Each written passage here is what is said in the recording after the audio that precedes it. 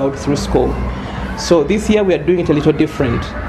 We are putting the budget for all the children that need sponsorship in one pot and ask people to come and contribute to that pot. So you don't feel obliged to keep supporting this one child, but you can contribute to the pot for as long as you want. And each year we'll be informing people how many people have been benefited from the donations that they made. Chigongo Musa, Chiza Ibrahim and Kato Adam are brothers living in Kira Town Council, about 12 kilometers from Kampala, the capital city of Uganda.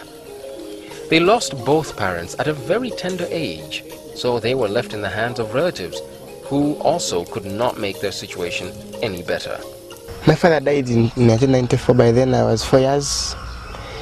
Then my mother also died in 1998. I had 8 years. So we struggled very hard with our aunt at first. We stayed with her at our home. After she left, she went to her home. We stayed with we had our uncle. We stayed with him. And so unfortunately, also him was drunk. So he could not take care. We used to come from school because we were schooling. We used to come from school, then we cook our food. We were eating only supper. With the intervention of Namugongo Fund for Children, these 3 orphans have been able to get treatment as well as education right from primary to the current secondary school level. We are taken in a boarding school. By then it was 2002. We were taken to St. Christopher School. Then we had there, we are learning from there with my brothers. Now I was in P3, another one was in P2, another one was in P1. Then we struggled very hard. We read the books. We were performing very well. Then we passed very well. We struggled from P3. We finished the P7. Doing a hand with the Namugongo Fund, they were helping us with the books, pens, pocket money, times even food they were giving us, with medical care, because we used to be sick, getting malaria because our condition where we were staying, they were giving us medical care, so we became someone very healthy. So now for me, with my brothers, with my brother Kato, I finished my primary in 2006. So I went to secondary. Now I'm in Junior Bluesman Vocational College. I'm in Snow now. I went to Senior 2. I went to Senior 2 now this year.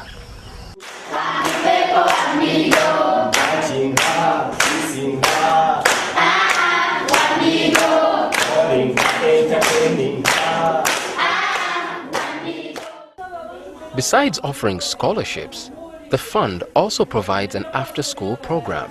It was set up primarily to help the children with homework every evening. The program also provides counseling, cultural training, reading, music, dance and drama. In a bid to strengthen the adherence component of the program, it was incumbent upon the fund to invite a volunteer who engages the children in HIV/AIDS prevention sensitization.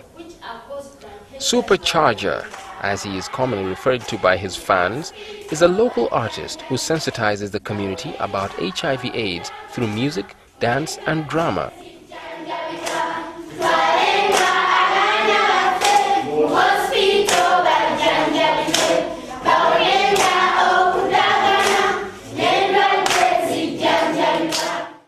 I teach our children how to sing, how to dance, and to remind them the importance of taking their drugs through music. I do it through music, through chatting with them, teaching them about the problems of HIV and AIDS throughout the country.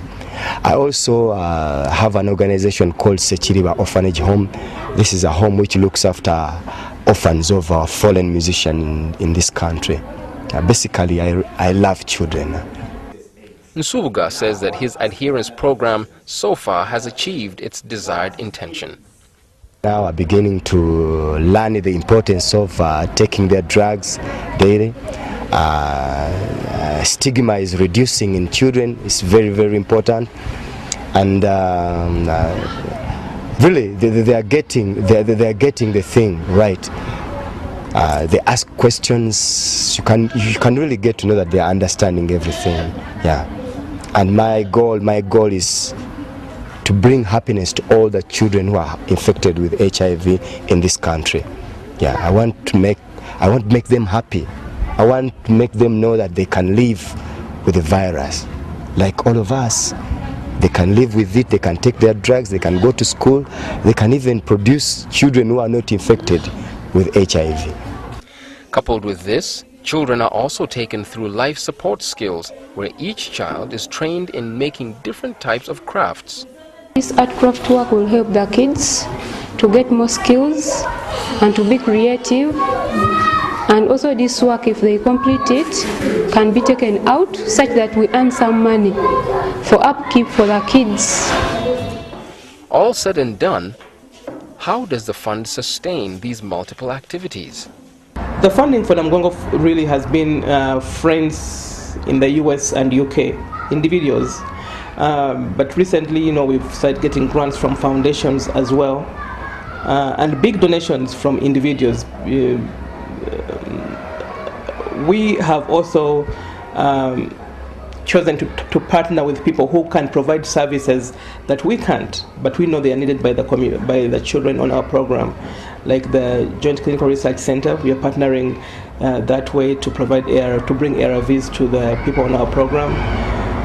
We need to do some research to justify the things that we are doing, and we have partnered with a program of the Boston Medical Center to do some studies to bring out, to hear the child's voice in this.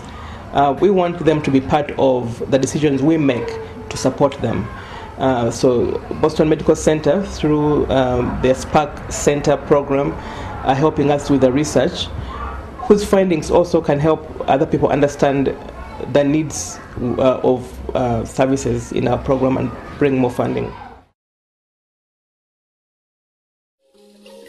As a way of creating capacity within the community, the NFSC has planned to initiate income-generating activities for the community in a bid to reduce dependence on handouts.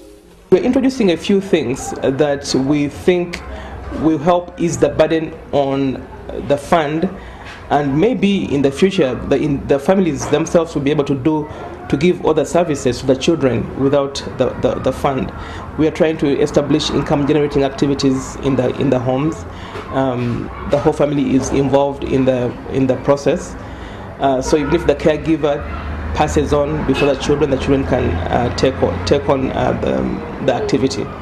We are opting for activities that are not labor intensive, so that the sick parent is able to do the little for the activity to generate enough income to support them.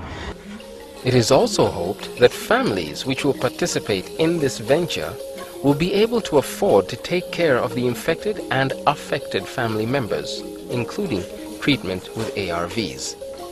Already, a group of HIV-positive women under an income-generating program dubbed Beads of Life meets at NFSC offices to learn skills in making crafts.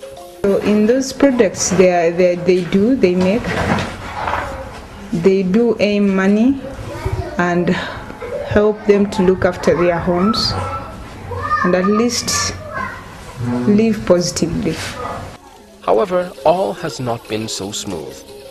The road to achieving the desired goals of the organization has had some hitches and will still pose serious challenges if Good Samaritans fail to come to its rescue.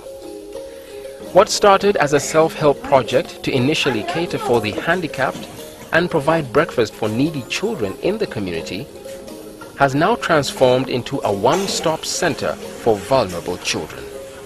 It costs $30 to feed one child breakfast for a year. That's pocket change for most people, or just if somebody is able to skip 3 days of of Dunkin' Donuts coffee, you could be able to save that much money. $30 to feed a child a year. The bicycles cost about $50 that help us do the outreach in the communities, the children, the caregivers who are too sick to come to our office. The scholarship pot, if you can contribute towards that, you can help a child who has no adult supervision attend boarding school, so they can be able to go to school, have shelter and adult supervision. We are also appealing to people to help individual families start income generating activities so they can become self-sustaining. We also need help to support the individuals on ARVs. People need support. People are not well enough to farm and produce enough food for their households, and they're always looking for support to be able to feed before they take the medication.